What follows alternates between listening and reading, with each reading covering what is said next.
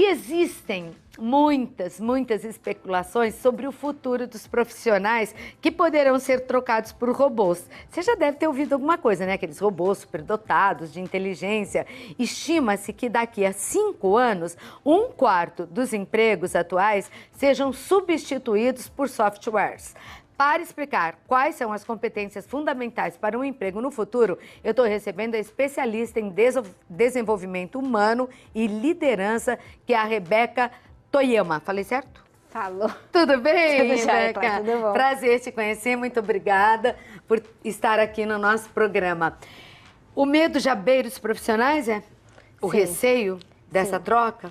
Sim, boa tarde a todos. Obrigada por estar aqui, Cláudia. Eu que agradeço. Sim, beira, mas acho que vale a pena, até pela tônica do seu programa, só lembrar que, assim, a gente já passou por outras revoluções. A gente está agora na 4ª Revolução Industrial e sobrevivemos a todas elas. E nas outras também todo mundo se assustou, né?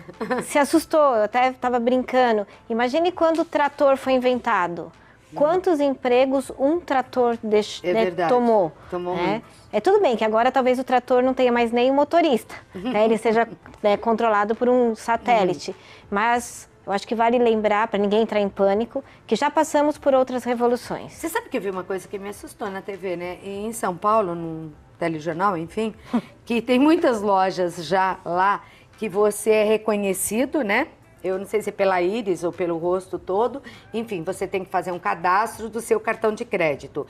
E aí você tem o reconhecimento. Você só entra na loja se a loja lá, o programa, né, de computador, reconhecer a sua face. Eu não sei exatamente se é só a face ou a íris, né? Reconhece. Você entra, não tem um vendedor na loja.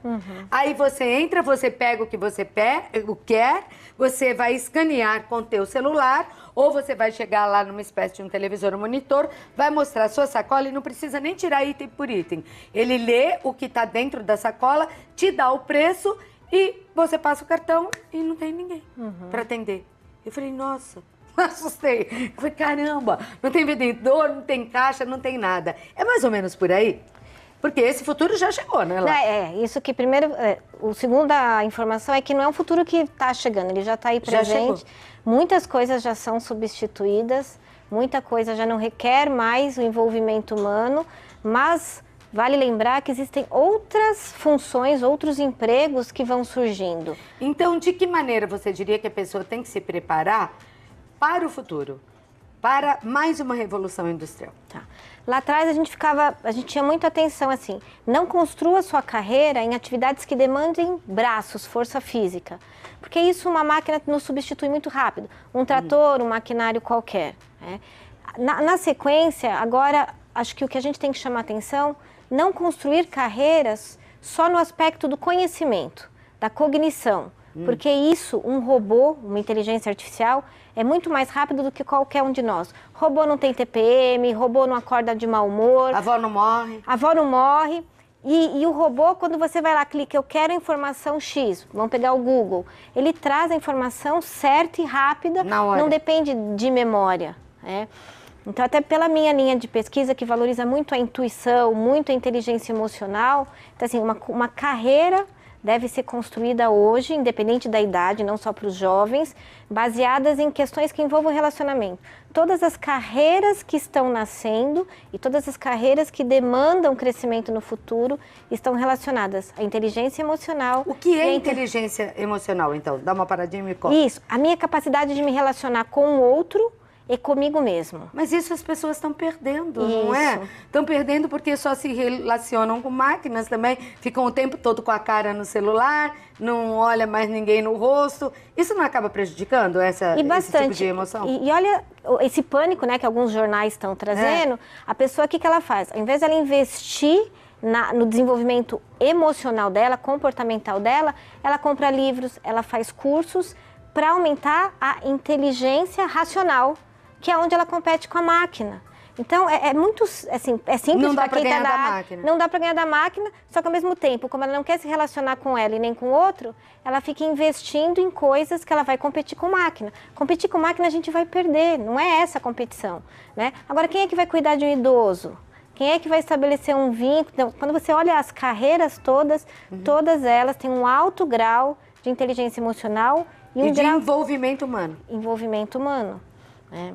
Então, eu acho... E as pessoas estão ainda bem, né? Porque as pessoas, talvez, seja necessário mesmo. Porque o que eu vejo é famílias distantes, cada um no seu quarto, cada um com seu equipamento, ou no restaurante, cada um com o seu celular, enfim. Até bebês, cada um com a sua atividade particular. E muito menos olho no olho, conversas, risadas ou discussões.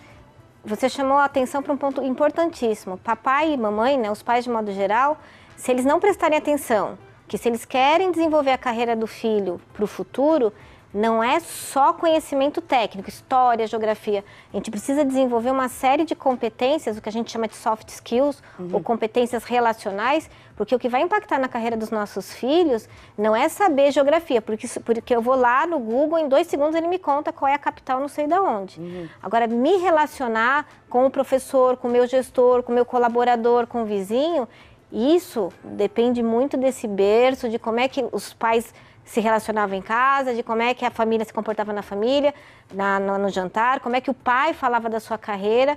Então não adianta, eu vejo muitas famílias dando boas escolas, bons livros e cursos, mas esse vínculo emocional, que é o pano de fundo para o futuro, ele está se perdendo. Está se perdendo, está se perdendo. Está se perdendo, é verdade. Porque eu me lembro... basta ter um pouco mais de idade para se lembrar que era gostoso ficar ao lado de um avô e ele contando as suas histórias, né? Da carreira dele, do que ele fazia. Todo mundo se interessava, né? Por essas histórias, as famílias estavam mais juntas, conversavam mais.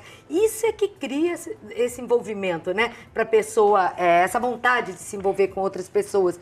E não estou vendo mais isso. Olha que interessante. Então, vamos imaginar que a gente tem inteligência intelectual, a razão, a gente tem inteligência emocional e a gente tem um pedacinho que é a parte mais nobre do nosso cérebro, que é a intuição. Que essa, sim, ela é implacável para garantir o sucesso da carreira do futuro. Porque um robô não tem condição de simular.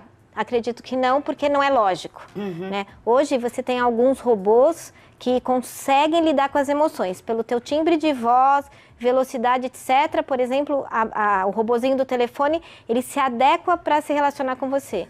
Então, a sua própria emoção é mensurada por uma máquina, mas a intuição a gente ainda não tem. Robozinho inteligente, hein, Rebeca? Todos eles. Todos eles. Porque uma vez eu li que, por exemplo, nos Estados Unidos, nesses telemarketing, né, vendia mais quem acompanhava o modo de falar de quem queria comprar. Isso. Por exemplo, o baiano fala de uma maneira, o paulista fala de outro, né? O carioca fala de outro jeito. Tem estados que é normal pelo sotaque, pela forma de falar, que falam mais rápido, né? São mais ligeiros. Tem uns que são mais calmos. E que se você fala de uma forma diferente daquela que o cara está conversando com você, você não vende. Exatamente. Então o robô faz exatamente isso. Ele se adequa ao tom, à forma de falar. E aí ele entra em rapport, né? Ele entra numa conexão com você, que às vezes um ser humano, né, tá atendendo um cliente, mas tá com a cabeça em outro canto, ele não consegue estabelecer o vínculo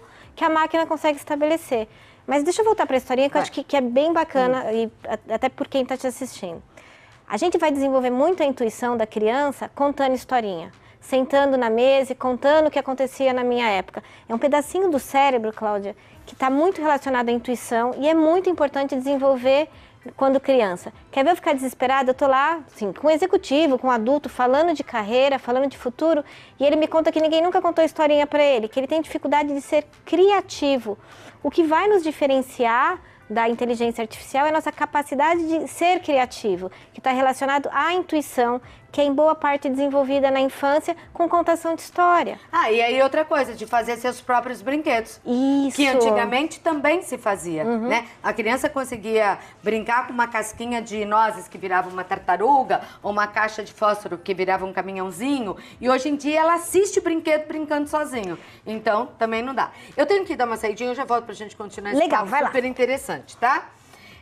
Tô gostando muito de conversar com você, porque vem de encontro, eu acho, o que muitas mulheres estão pensando em casa, o que muitas mães estão preocupadas em casa também, exatamente, né? Bom, então vamos voltar aqui com o nosso papo com a Rebeca. Rebeca, porque está todo mundo preocupado com o emprego? Já é muito grande o número de desempregados no Brasil, né? A insegurança econômica é grande e a preocupação é maior ainda com o que eu vou precisar fazer para conseguir arranjar emprego.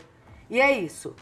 Bom, os indicadores mostram que sim, o nível de desemprego vem aumentando, mas eu gosto muito de olhar as questões de um formato mais histórico. Tá. Isso é um dado, mas as relações de trabalho estão mudando. Então, por exemplo, hoje a gente tem o empreendedorismo em crescente, a gente tem uma série de outras formas. Então, eu acho que assim, o vínculo que existia anteriormente, ele está deixando de existir. A gente brinca que talvez, né, o ser registrado na carteira seja um animal em extinção, mas as relações de trabalho, elas têm mudado. Então, eu acho que uma grande dica é refletir assim, como é que eu posso servir o outro? E aí, tem um relatório do Fórum Econômico Mundial que traz lá as 10 competências necessárias.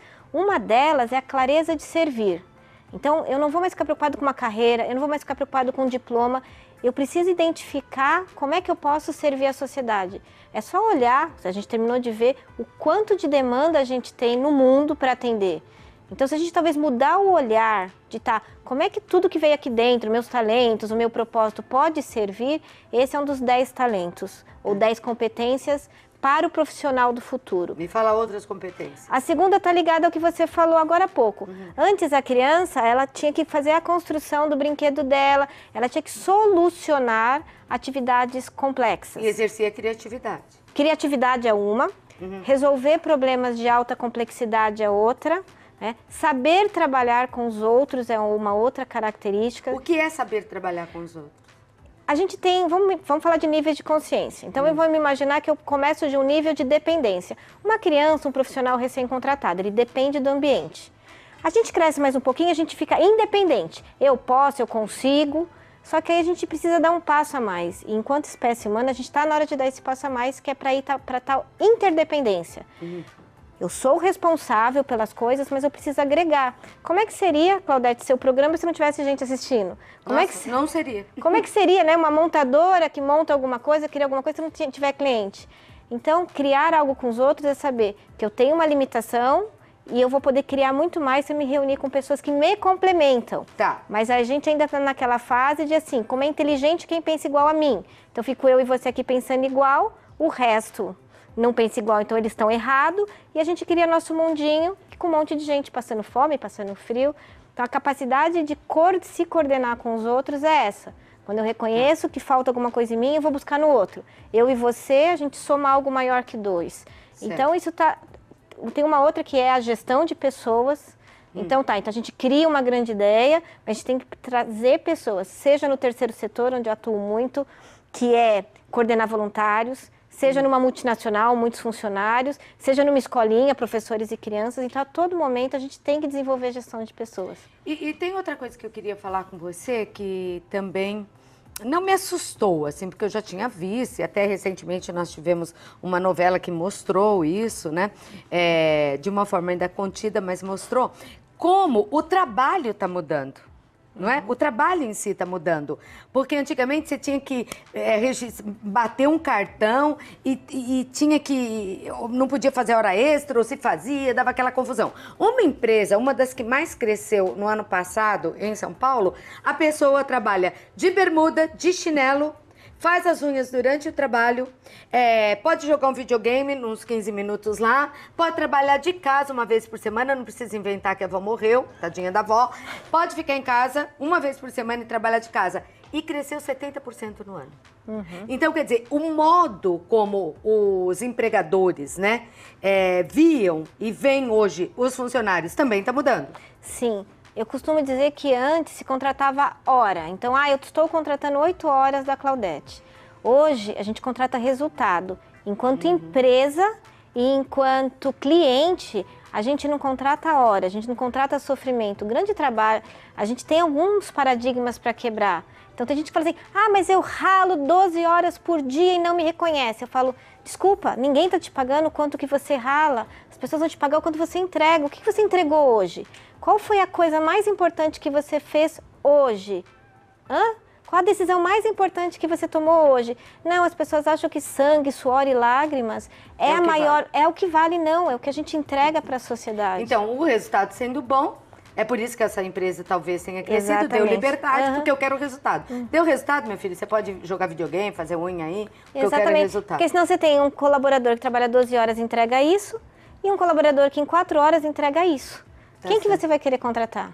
E essa é uma observação que a pessoa tem que ter também para esse emprego futuro. Muito. Que cada vez mais. Me fala um pouquinho do teu setor. O que você faz, Rebeca? Eu desenvolvo pessoas.